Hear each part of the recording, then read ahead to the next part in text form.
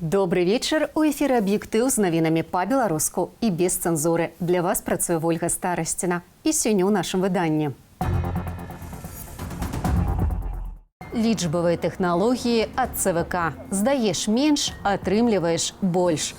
Цэнтр выбаркам завяршыў падлікі. Што далей? Улады вывучылі урок і вырашылі не даваць свабоды сходаў на яшчэ адзін месяц перадвыбарчай агітацыі. Коронавирус Лукашенку не слухае и не сдается. Никто толком правды не узнает. Все предоставляют данные, сведения, кто как хочет, так и предоставляет. Хварэюць простыя людзі і нават футбольны клуб. А якія у вас планы на гэтую ноч? Если усе кветкі розныя, тады у цябе ў гэтым году будзе жених. Сёння адзначаем самае народнае свята – купалле. Ну разве не можно любить, но купала женщин? Цэнтральная выбарчая камісія ўсё больш і больш шчодрая. Чарговыя некалькі дзясяткаў тысяч подпісаў дапісалі ў ЦВК патэнцыйным кандыдатам на прэзідэнцтва. Але не ўсім. Пра апошнія падлікі Цэнтр выбаркаму ды пра тое, чаму наступны этап выбарчай кампаніі будзе не такі яскравы, як яе пачатак, распавядзе Віталь Бабін. Больш за 150 тысяч. Менавіта столькі каманда Лідіі Ярмошынай налічыла подпісаў, здадзеных за вылучэнне Ганны Канапацкай кандыдаткай на прэзідэнта.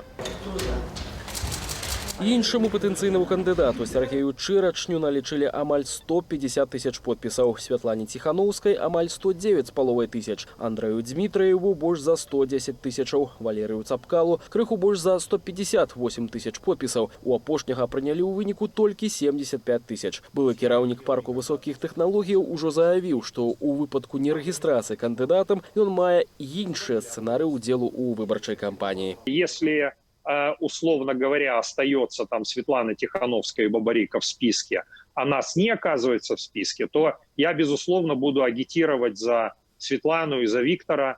А можа, усім альтэрнатыўным кандыдатам варта зняцца з выбараў, каб у бюлетэнях застаўся толькі адзін кандыдат – Лукашенко. З гэткім пытаннем мы звярнуліся да самих выбарнікаў. У каждого человека есть такое право, каждый человек для себя может решить, но я считаю, что должны пробовать идти до конца. Я считаю, что сняться, потому что Лукашенко самый лучший. Это тогда не президентские выборы, это выборы тогда короля, грубо говоря. Они должны все-таки объединиться и, конечно, будущее, наверное, за новое. И пускай бьются до конца. Ну, может, к лучшему это все будет. Они и так уже сделали очень много, что решились на все это.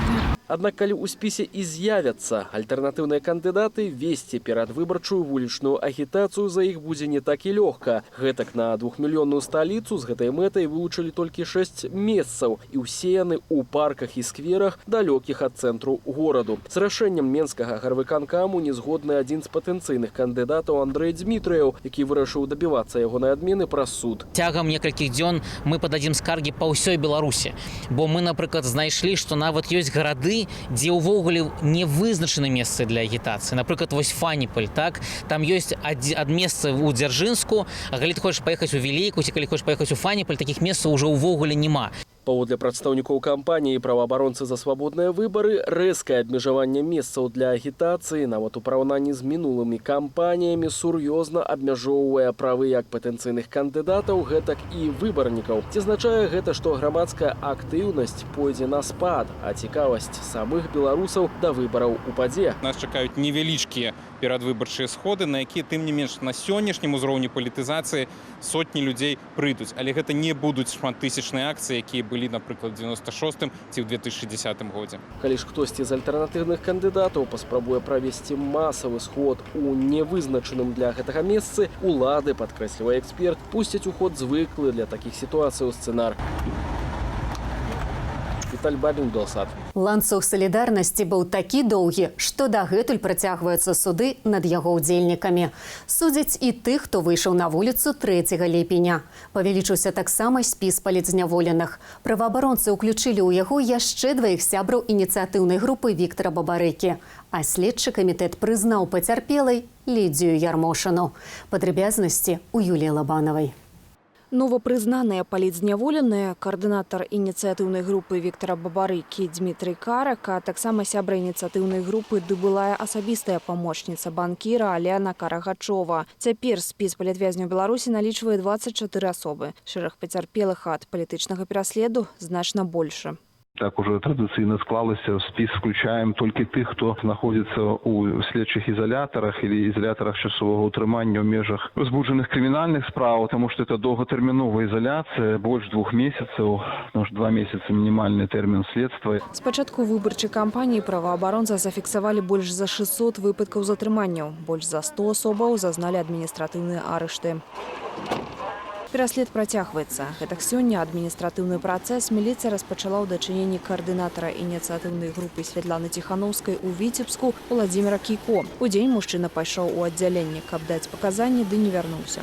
Ничего не указано, ни числа по поводу каких его там, ни само дело, ни статья, ничего не указано. Як высветлілася пазней, яго затрымалі да суда за ўдзел у масавым мерапрыемстве без дазволу ўладаў. А ў Магілёве суд Ленінскага раёну разглядаў справу 26-гадовага Глеба Будкова за нібыта арганізацыю несанкцыянаванага мерапрыемства пікету салідарнасці 3 ліпеня. Маладзён сцвярджае, што быў адзін, накінуў на сябе бел-чырвона-белы сцяг, ды гэта глядзеў канцэрты, выстаўленыя на плошчы карціны. Ну, задержали, естественно, меня из-за бело-красно-белого флага, так как мне пояснили уже в изоляторе, что если бы я был с белорусским флагом, меня бы не задерживал никто. Ну, задержали меня курящим на лавочке. З суботы да сённяшняга паседжання ў судзе Глеб правёў у изолятары часовага ўтрымання. Там сустрэў свой дзень народзінаў. Вынесці рашэнне маладзёну, аднак суддзі не хапіла падставаў. Справу вярнулі ў РАУС на дапрацоўванне. Відавочна, што ніякага складу правапарушэння тут няма. Чалавек проста выйшаў са сцягам, і ў нас вельмі шмат людзей, якія ходзяць з рознымі сцягамі, там і з расійскімі, нават з ЛГБТ, і іх ніхто не чапае. Гэта проста вось такі выпадак, калі улады проста перад прэзідэнцкімі выбарамі пытаются перастраховаться. Сёння стала вядома і рашэнне суда 405 рублёў штрафу для сябра ініцыятыўнай групы Ціханаўскай са Скідзелю Евгена Клімука. Яго пакаралі за тое, што ехаў на аўтамабілі са сцягам «Страна для жизни». Улады, па-першае, застрашваюць грамадства падчас выбараў, па-другое, яны дэманструюць такія выключна сілавыя падыходы при правядзенні выбарчай кампаніі, у тым ліку скіраваныя на збіццё магчымых хваляў мірных пратэстаў, у тым ліку поствыбарчы перыяд. Пры гэтым, паводле Валянціна Стэфановіча, нярэдка аднародныя правапарушэнні размяжоўваюць па розных артыкулах ды павялічваюць працягласць зняволення ў изолятары з 15 сотняў да 45 ці 70 дзён. Юлія Лабанова, Белсат. Для былога палкоўніка КДБ 7 гадоў калоніі узмоцненага рэжыму. У Гомлі вынеслі прысуд колішняму начальніку 4-го аддзела ўпраўлення Камітэту дзяржбяспекі па Мінску і Мінскай вобласці. Андрэя Мільчанку асудзілі за збіццё дырэктара адной з гомельскіх кавярняў.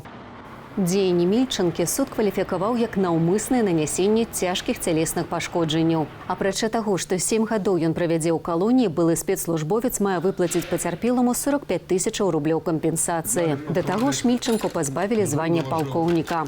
Інцыдэнт адбыўся сёлета ў лютым. Двое п'яных мужчынаў, адзін з якіх Мільчанка, у кавярні «The Box 99» пачалі чапляцца да 2 дзяўчын. У канфлікт умяшаўся дырэктар установы. У выніку мужчыны збілі яго да непрытомнасці. Пацярпелага шпіталізавалі з чэрапна-мазгавою траўмаю. Маладыя, здаровыя, атлетычныя, але здаліся перад каронавірусам. У берасцейскім «Дынама», як называлі COVID-19, у 10 футбалістаў і 5 працаўнікоў клубу. Чаму хвароба не паслухала Лукашэнкі, які казаў, што мы ўжо перамаглі каронавірус? Ірына Драфійчук разбіралася. У пятніцу чарговы матч, а ў чэмпіёна Беларусі ў вышэйшай лізе прынамсі 15 інфікаваных у клубе. 3 футбалістаў ляжаць у больніцы, але квіткі на матч «Дынама» Берасце Слуцк продаются. Они такие же наемные рабочие, как и мы все в этой стране, поэтому им выбора никакого нету.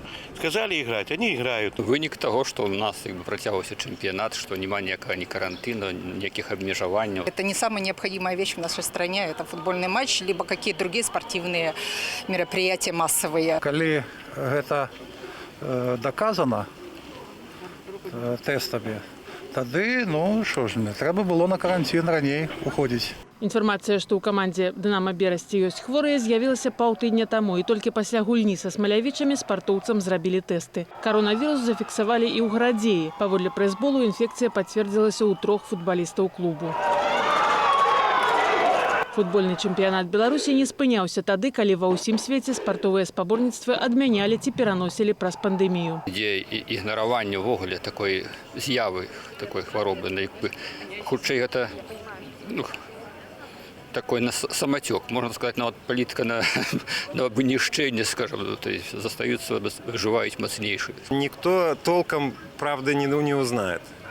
Все предоставляют данные, сведения, кто как хочет, так и предоставляет. Это все не проверяется, и на самом-то деле никто не может конкретно знать ситуацию. Афіцыйная статыстыка, згодна з выказваннямі кіраўніка краіны пра перамогу над хваробай, пачала паказваць, што каронавірус у нашай краіне ідзе на спад. Паводле Міністэрства здароўя, цягам апошніх сотняў у краіне зафіксавалі 250 новых выпадкаў інфікавання і 249 выздараўлення. Колькасць прызнаных новых смерцяў з выяўленай каронавіруснай інфекцыяй – 6. У свеце, паводле звестак універсітэту Джона Гопкінза, зафіксавана ўжо амаль 11,5 мільёнаў чалавек з каронавірусам. Больш як 500 000 хворых памерлі. У шэрагу краінаў фіксуюць новыя выбухі інфекцыі. Казахстан стаў першай краінай свету, якая ўжо другі раз увяла карантин на ўсёй тэрыторыі. У Аўстраліі ўпершыню за 100 гадоў закрылі межы паміж штатамі пасля выбуху інфекцыі ў Мельбурне, а ў Іспаніі увялі лакальны карантин у прыбярэжным рэгіёне Галісіі. Днём раней закрылі частку Каталуні. Навукоўцы ж схіляюцца да думкі, што каронавірус існаваў задоўга да першых зафіксаваных выпадкаў інфікавання. Сляды каронавіруса больш раннія, чым захворванні ва Ухані, навукоўцы выявілі прынамсі ў Італіі, Іспаніі ды Бразіліі. Мы ўпэўненыя ў тым, што знайшлі ў лістападаўскіх пробах. Гэта вірус SARS-CoV-2. У нас няма ніякіх сумневаў у гэтым, але поўнае генетычнае параўнанне паглыбіць нашае разуменне. Улады ж Беларусі каронавіруса ўсцяж не заўважаюць. Менскі паўмарафон, на які можа сабрацца больш як 40 000 удзельнікаў, запланаваны на 13 верасня. Ірына Дарафейчук, Белсат. Санкцыі ўступаюць у сілу неадкладна. Вялікая Брытанія ўпершыню самастойна пасля выхаду з еўразвязу склала санкцыйны спіс. У ім старшыня расійскага следчага камітэту Александр Бастрыкін і яшчэ 24 расейцы, якіх падазраюць у парушэннях правоў чалавека. Пра іншыя падзеі ў свеце распавядзе Кірыл Смяглікаў. 49 чалавек загінулі і прынамсі 11 зніклі без вестак. Такі вынік небывалых залеваў і паводкі, якая літаральна паралізавала паўднёвы захад Японіі. Метэаралагічнае агенцтва абвесціла найвышэйшы ўзровень небяспекі. Мясцовае тэлебачанне просіць усіх як мага хутчэй эвакуявацца ў найбліжэйшыя пункты часовага перабывання. Моцныя дажджы, паводка і селевыя патокі ўжо некалькі дзён не збаўляюць націску на японскія прэфектуры Кумамото і Когосіма. Паводле прадстаўнікоў метэаралагічнага агенцтва краіны ў раёнах бедства назіраюцца небывалай магутнасці ліўні. У некаторых раёнах да 800 мм ападкаў. У панядзелак на паўднёва-заходнім востраве Кюсю каля 9500 кватэраў і дамоў засталіся без электрычнасці ў выніку абрываў электраліняў. У эвакуацыйных цэнтрах цяпер прынамсі 1500 чалавек. У прэфектуры Кумамото затопленыя 8 шпіталяў, дзесяткі населеных пунктаў апынуліся цалкам пад вадой. Зона затаплення складае больш за 1000 гектараў. У раёне бедства, апрача ратаўнікоў, працуюць вайскоўцы. 500 000 расійскіх рублёў ці амаль 7 000 долараў штрафу ў эквіваленце. Такі прысуд вынес Пскоўскі суд у справе Святланы Пракоп'евай. Журналістку асудзілі за артыкул, у якім Святлана разважала над учынкам 17гадовага Міхайла Жлабіцкага, які ў 18 годзе падарваў сябе ў будынку архангельскага управлення ФСБ. Трое сілавікоў былі параненыя, а падлетак загінуў на месцы. Да, мы будем подавать апелляцию, потому что мы не доказали мою невиновность. Настоящей победой, полной победой будет, конечно, только оправдательный приговор. Потому что мы настаиваем на том, что никакого состава преступления в тексте, опубликованном і вышедшым на радіо нет. У сваім артыкуле Пракоп'ева выказала здагадку, што да радыкальнага ўчынку ў маладога чалавека імаверна падштурхнула сацыяльная абстаноўка і палітыка дзяржавы. У сваю чаргу ФСБ угледзела у словах журналісткі апраўданне тэрарызму. Дзяржаўны абвінаваўца прасіў Пракоп'евай 6 гадоў пазбаўлення волі і 4 гады забароны займацца журналістыкай. У Рыме ад наступстваў траўмы пасля падзення памёр знакаміты італьянскі кампазітар Эніо Мариконе. Яму быў 91 год. Уладальнік Оскару ды аўтар больш як 400 саундтрэкаў да фільмаў пачаў сваю кар'еру кампазітарам у 1961 годзе, калі яму было ўжо за 30. Першымі поспехамі для Мариконе стала музыка да гэтак званых італьянскіх спагеці-вэстэрнаў. Пасля быў перыяд працы ў Галівудзе, дзе адным з апошніх фільмаў для маэстра стаў «Джанга вызвалены» Квенціна Тарантіна. Аднак Мариконе не моцна залежаў ад амерыканскай фабрыкі мрояў і амаль увесь час жыў у Рыме. Стала супрацоўнічаючы з выбітнымі еўрапейскімі рэжысёрамі. Візітоўкаю кампазітара на постсавецкай прасторы зрабілася музыка да стужкі «Прафесіянал» з Жанам Полем Бельмондо ў галоўнай ролі. Сям'я Мариконе паведаміла, што на развітанні з кампазітарам будуць прысутнічаць толькі самыя блізкія. Кірыл Смяглікаў, Белсат. Сёння ў беларусаў ёсць шанец пабачыць будучыню і знайсці скарб. Але пашчасціць гэтак можа толькі тым, хто ўначы будзе святкаваць купалле. Пра тое, як адзначаецца гэтае народнае свята, даведаемся ад жыхароў Віцебшчыны. Сёння з дочкой пойдем плясці вянкі и пускать их на сажалку. На воду. На воду. А что с этим, что это связано? Ой, это означает, как там правильно, если чей перший вянок прибьется до берегу, то уже будет сужены, ражены. Ёлки збирать сягоння. 12 этих цветов.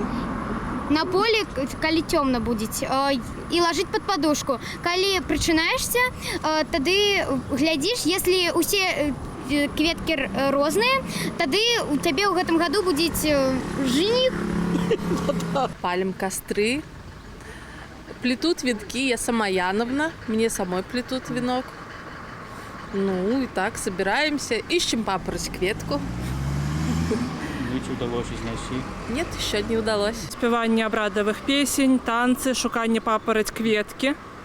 Карагоды, конечно, тоже можно водить. Она купала, любила, а я любил купала. Ну разве не можно любить, но купала женщин? Кветки разные збирали, и чебары, и зверобой, и душицу, ромашку шукали тоже, как и на полевой была. Ну вот такое обовязково собирали. Это чаи зимой все заварывали с этими травами было. Были люди здоровые, не такие, как теперь. Кто, значит, уже хотел, так мог и выпить 100 грамм.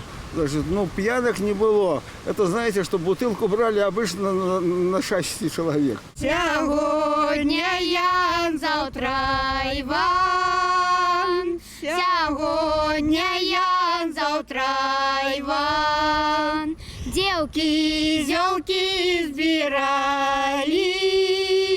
Девки, зёлки сбирали. Одну зёлку не узнали. Одну зёлку не узнали. Затушыць купальскае вогнішча дапамогуць дажджы. Уначы чакаюцца залівы і навальніцы.